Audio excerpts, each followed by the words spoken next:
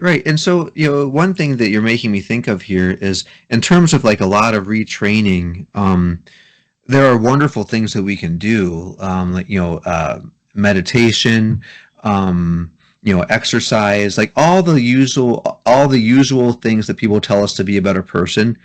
Those all help. They're wonderful, but they take a really long time. And so they're worthwhile, yes. But what if we need something right now?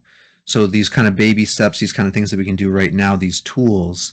So this is where, so for example, journaling in the third person.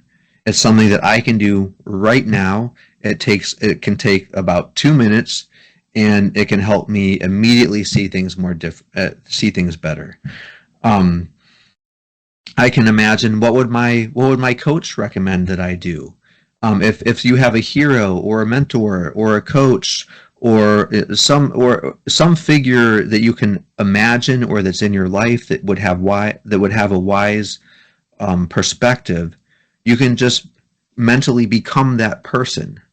So what would this person advise me to do? But it's not just what would they tell me to do. You mentally get out of your own head and become that person. Another thing that you can do is just imagine you are on the balcony watching yourself, not in a self-conscious way.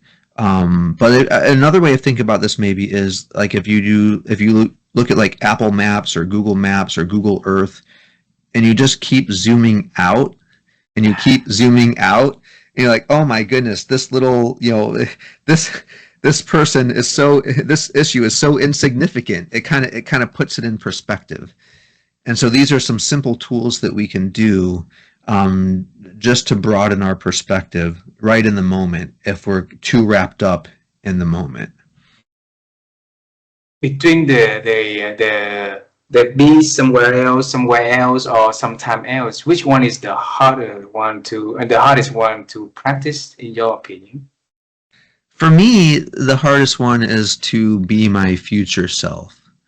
So for me, it's easy to be someone else. All I have to do is journal in the third person. That's something that I can pull out an app on my phone and do it. It's very easy. But to become my future self takes a little bit more mental effort on my part. One thing that I've done to help with this is there's apps that you can get where you can have it, give you an aged version of yourself. You send it a picture and you say, just make me look older or make me look 20 years older.